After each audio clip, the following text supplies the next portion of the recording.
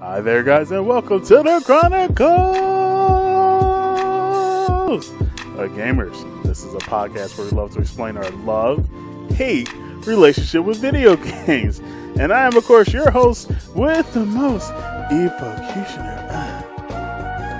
Yeah. I'm getting it in. I'm feeling myself, cause I'm getting it in. Loving the music, getting it right. Oh yeah, clean it tight. Although I can't rap, but I do have bars, so press that button. Anyways, welcome to episode 113. Holy crap, man, 113. Hey, by the way, I'm going to give a special shout out. Where is my round of applause button? I'm trying to find it for the life of me. Here we go. Yo, shout out to my YouTube people. We have now have 100 people subscribing to the YouTube channel. You guys are great, man. We did it. Thank you so much. I want to give a special first shout out and thank you to that stuff. I know that there are a lot of podcasts out there, but you decided to tune in with me or listen to me or watch me, and I appreciate it. So thank you. Special shout out to the 100 people that are like, yo, man, we're digging your stuff. Ah, man. So, you know, Valentine's Day is just around the corner by the time I release this, which will definitely be on the 12th. So that's pretty much 2 days. I'm looking at my calendar right now, which is a really nice calendar. 2 days from now. And, you know, it had me thinking because there's some topics that have popped up. By the way, I'm going to wait on the CD Projekt Red situation. Holy crap, man. Cyberpunk just does not die. Anyway, so, and I still have not forgot about the GameStop situation. That is still a continuing story. I'm going to come with that. Give me some time on that, but I'm bringing up a topic that I did say I was going to talk about, and I know I got a few messages on. But anyways, it is Valentine's Day. Let me play the music. Valentine's Day in the Corona world. So, you know, that means we all got to stay in, but the birds are definitely not in the air unless you're in a very warm tropical place. For me, it's extra cold. The birds are singing. The bees are buzzing. It's going to be a lovely... Actually, hold on. This isn't even the right music. Let's turn that off. Look, man. We'll go straight to the point, though. Love versus money. Because it's Valentine's Day. There's this artist named The Dream. He released this album. Hold on. Let me pull up the album first and foremost. Where's a beautiful picture of this gentleman? So here's the album cover. Love versus Money, made by The Dream. It's an amazing R&B album. And it'll definitely work for you on Sunday. You know what I'm saying? So, but at the same time, this album really has you thinking about love and money. And the competition that love and money seem to go against each other. And I want to bring up a topic. I want to bring up a few topics where you're just going to... I feel like as a content creator in any shape or form, so if you're a composer, streamer, YouTuber, developer, you know, we seem to be at this competition. We seem to be at this crossroads, especially when we're older, where we have to decide if we want to do something we love or something where we can be financially independent, like where we can take care of ourselves financially. So it seems like we are always in competition, like love and money is always in competition. And it's not just with ourselves, but it also seems like for the video game industry itself. By the way, this album is an amazing album by The Dream, and it came out March 10th of 2009. So I would highly recommend checking it out. I guarantee there's quite a bit of baby making music in this album. There's actually some really good dance music and there's baby making music. So you and your significant other can definitely be grooving and then grooving. Oh man, anyways though. Breaking news. We're going to go into the news of Shadow of War publisher.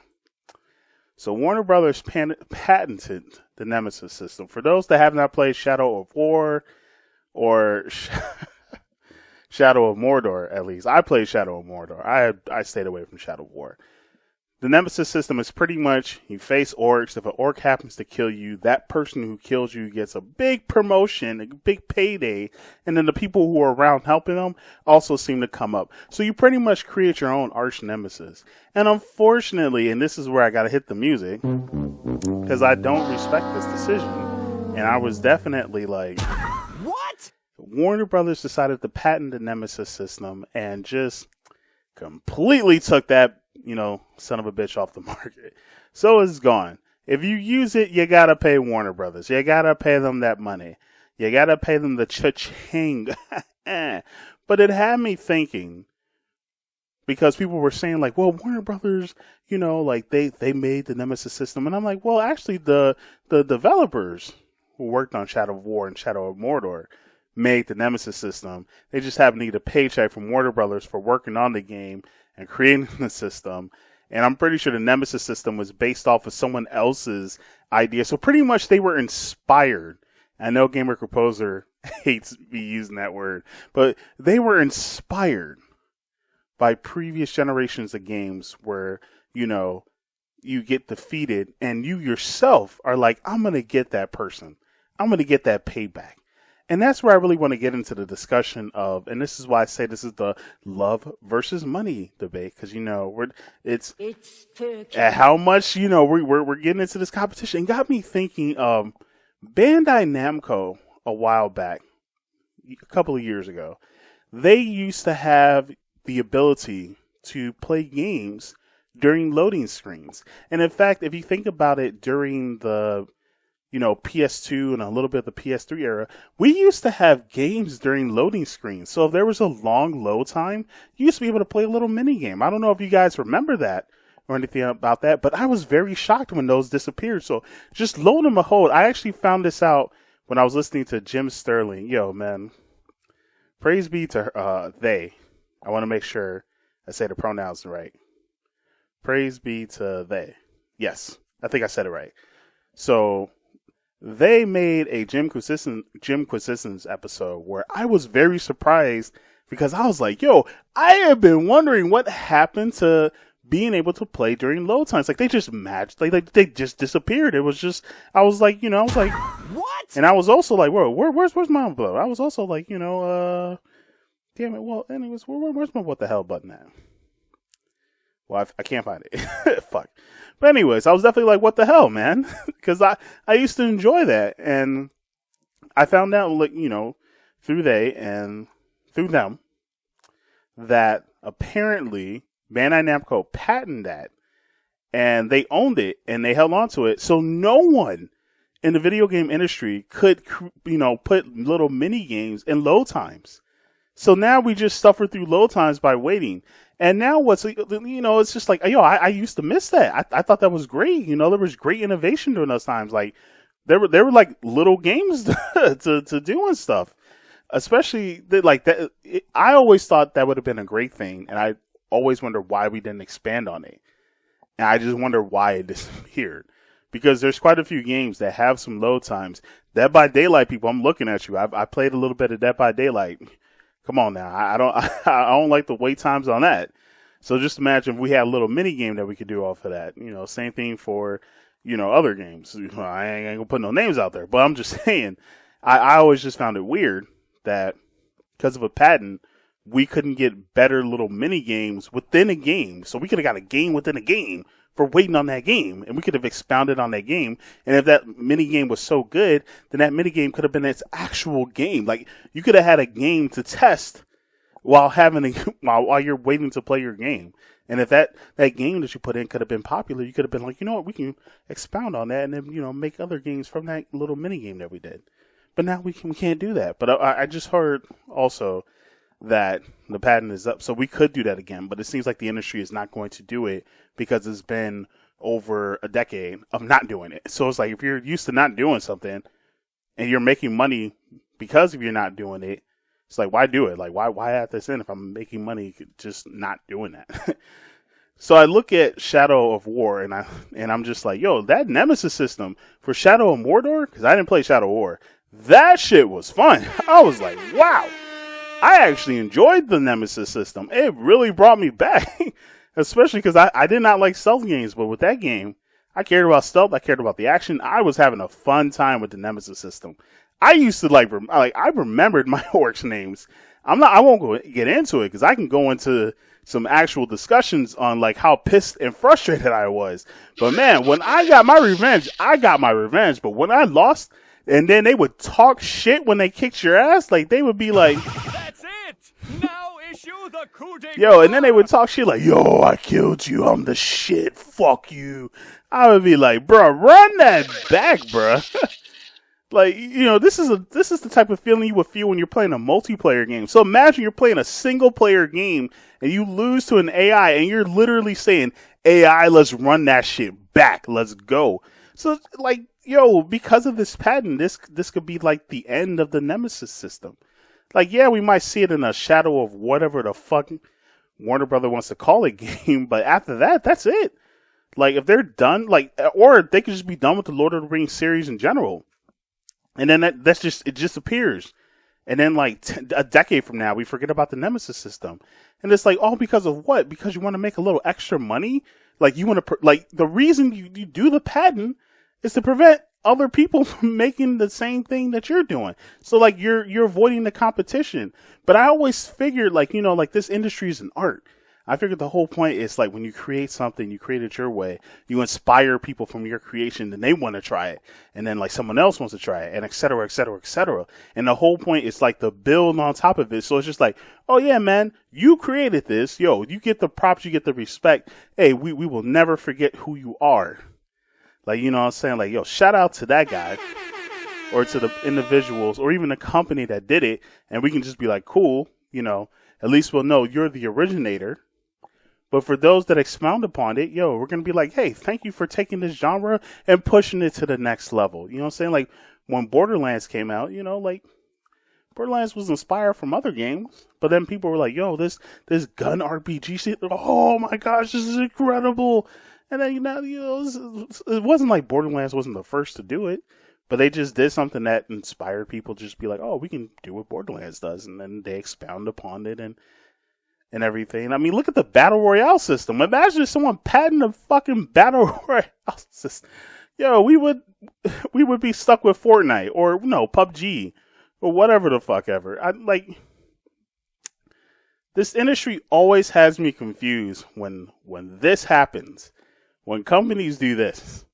Because then we make award shows and we do things where it's just like, yo, let's celebrate the art and creativity. And it's just like, bro, you don't even let us know who does what when they make these games. It's just like, yo, we put it in the credits, but it's just like, come on now. You could do more than just be like, hey, we're going to put this in the credits for people that just worked on the game. What did they work on? You know, like, what exactly did they do? Like, what was the area that, you know, saying like, we don't even get that for developers anymore, or composers, or even for the testers, the QA testers, which, by the way, QA testing should easily have its own fucking award, by the way. I'm just saying.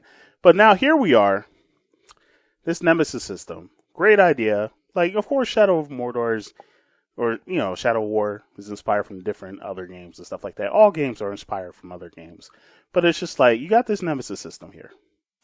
And I'm pretty sure somewhere out there might be an indie developer right now that probably was really inspired by the Nemesis system and is working on an indie game that could probably revolutionize, create something brand new from the Nemesis system. And now we're just over here like, we can't do nothing. Warner Brothers patent it. It's there. But hey, man, they'll get their money, right? You know, hey, money. You're going to get your money, bruh. Great job. Great job innovating the video game industry on that one, Warner Brothers. Congrats to you. You know, got to make that money. This is one of the reasons why I be looking at this. Like, what are we? Are we an art? Are we a business? AAA industry? What are we? Art or a business? Indie games, I could definitely see them definitely being an art. But when we look at AAA, that's why I don't want AAA games to get awards no more. I want indie games to get, like, nothing but awards. Like, let's just make one category of award for AAA games. The game that made the most money or the biggest hype. Give that award. Let them fucking have it. Everything else, art, music, story, all of that should go to indies. Because it seems like AAA games only care about the money. So if you only care about the money, then let's just stick with money. No awards for you. But hey, man, good job, Warner Brothers. Great job. You know, I don't even want to press a button for them. Good job, Warner Brothers. You got your shit. Let me move on to the next topic before I keep talking shit. So here we go. Breaking news! So I found this Twitter, found this tweet while I was searching online. Let me put this down. Got my messages up. Anyways, so Third Artifact made this tweet basically saying, what's the worst streaming device you have ever gotten? And we're going back into our love versus money topic. Yo, this episode is definitely love versus money. But, you know, Third Artifact basically asks, what was the worst streaming device you've gotten? For her, it was just, no one will match no one will want to watch a married female. I mean, I think that's a stupid advice. I mean, who gives a fuck? But that's what she put. Now, this guy, Sev, I gotta give him a round of applause, man. Because this one, I relate to a little bit more because I'm not married and I'm not a woman, but I am black. But that doesn't matter. But Sev basically put, play a game with a smaller audience. Twitch is so saturated in insert game. You need to play this smaller game so you're at the top of this game's page. Or you're not going to build a community by playing games you like. You need to play games that will get you views. Seth put that down. Now, to me, I've gotten that same streaming advice. And I got to say, as of right now, I do not agree with that. But it's also scary that I kind of agree with that. So I feel like it's you know what, it works, but it doesn't. So I'm going to take myself an experience when he says, like, play a game with a smaller audience.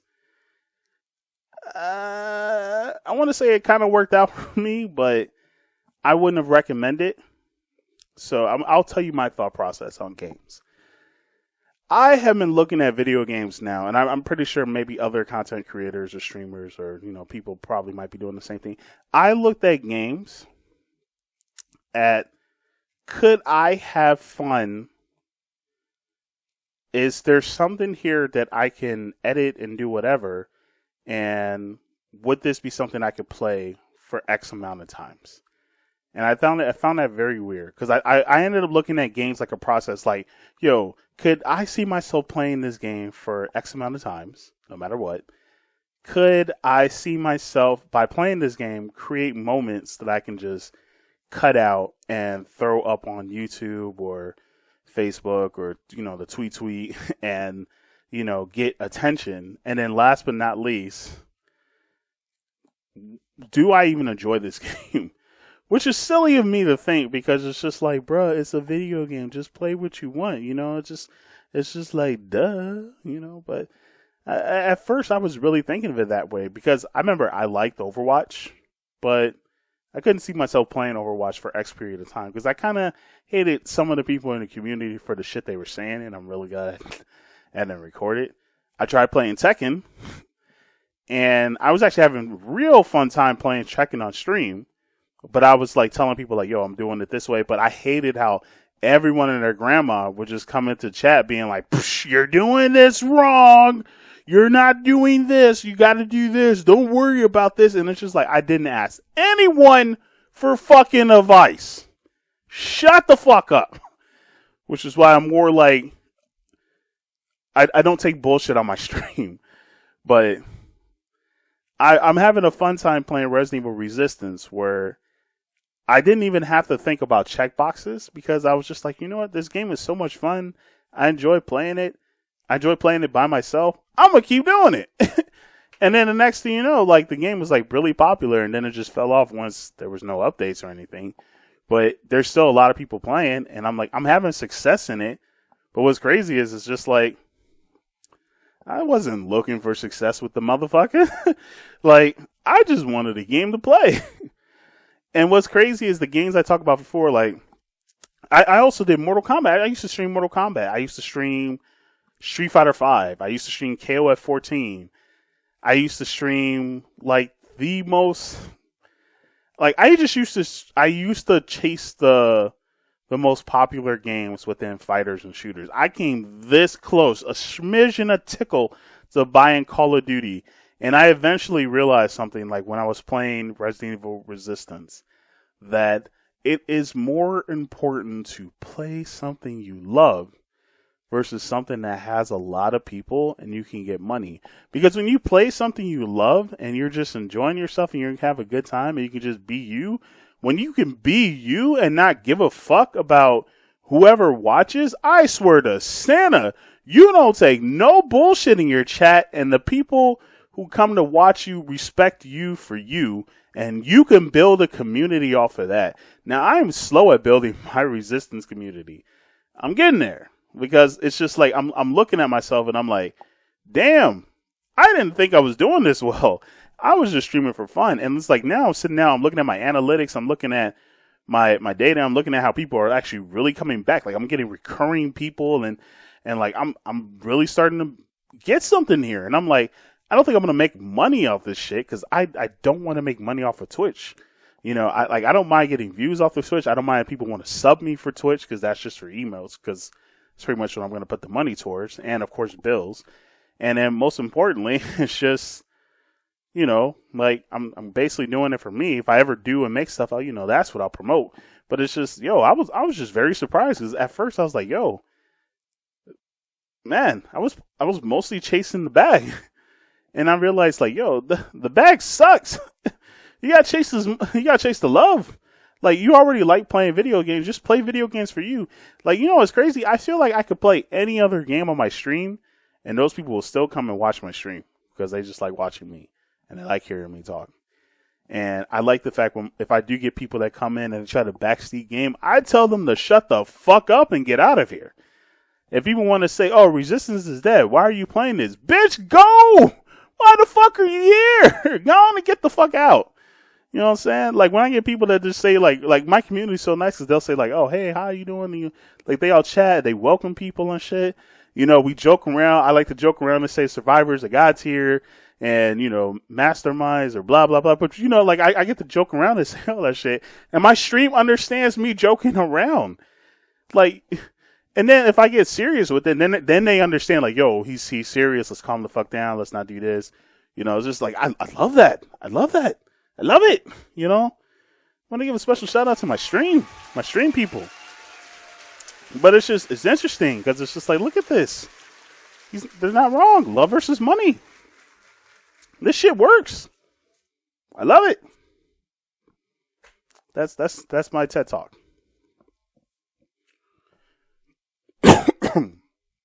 Sorry, had to cough. I'll probably edit out that cough. Anyways, though, I just want the. Damn, I usually have 3 topics, though. I only had 2 because I thought these 2 kind of went a little bit long and it kind of proved my point of love versus money. Yeah. But it's just like, it's crazy when you chase the bag because then you have to care about shit. But when you just chase something for love, then it's just like you're just bettering you and you're accepting you. You're trying to improve yourself. And because you're bettering yourself, you can just come back out and just be like, damn, I'm so good. And then people just come at you the wrong way. You just be like, bitch. Just be like, that's it. Now issue the coup de grace. That's all. You just be like, that's it. That's all. Now issue the coup de grace. So I mean, I don't know. I think when it comes to love versus money, let me bring up the dream one more time. When it comes to love versus money, I would like to say it's nice to choose love, but I think it's good to choose love at first and get money from somewhere else. Like, that's something people don't tell you about. They're like, oh, yeah, I love doing this. And I was just like, yo, yeah, that's nice. Yo, choose love, but make sure you got money from elsewhere. Like, make sure you got the finance, like, you getting money from something to support you in order to continue doing something you love. And then eventually, when that love becomes so amazing, so beautiful that you just, hold on, let me play the music. So when that love gets so amazing, so beautiful, when you lay that love down, you want to caress it. You just want to appreciate it. You know what I'm saying? Hopefully you can make money off of it. You know what I'm saying? Like, that's the whole point, is to turn something you love into a career. You know what I'm saying? Bring it down, whisper in his ear, just say like, babe, I love you. You know what I'm saying? And then the love says, I love you too. Here's this money. And then you be like, yeah. But yeah, that's the whole point, man. I would always say choose love. Make sure you get money somewhere else. And then eventually when this love becomes amazing, you know what I'm saying? When the love blooms, you'll get support from that love. And the support will come in cold, hard cash. That's pretty much my EFO talk of 2021. That's my EFO talk. There you go. So now you know how I choose my games. Now I don't choose games like that anymore. I just choose games I like to play. And I said my piece on the Shadow of War thing because I thought that was very interesting. Everyone's talking about, yo, man, look at the money they're gonna make and like, oh, they did this. I'm like, bruh, like no more creativity from this Nemesis system. I'm more pissed off of that. You know? Oh shit, it's already about that time of the show where we got to say goodbye. Before we do, you already know what time it is. It's time for Shameless Plugins. I'm looking at the time. I'm like, damn, we've gone a little bit longer than we were supposed to. Anyways, though. So, the Chronicles of Gamers, we're on YouTube, SoundCloud, iTunes, Stitcher. You can just Google us, the Chronicles of Gamers. If you want to message me at the Chronicles of Gamers podcast at gmail.com. Also, look at the bottom here for my video people. You can follow me on the tweet. I'll have to approve you on the Instagrams, but you can follow the Chronicles of Gamers on Instagram. I gotta change this right here. You can follow me on Facebook, the Chronicles of Gamers, and then of course, didn't I say YouTube? I said YouTube again. And then that's pretty much it. But anyways, enjoy your Valentine's Day. Enjoy yourselves. Have a great time. Play that music. Try not to make too many kids. And anyways, thank y'all for tuning in. Thank y'all for watching. I am out of here so I can go listen to Love vs. Money again. Anyways, stay lit, y'all.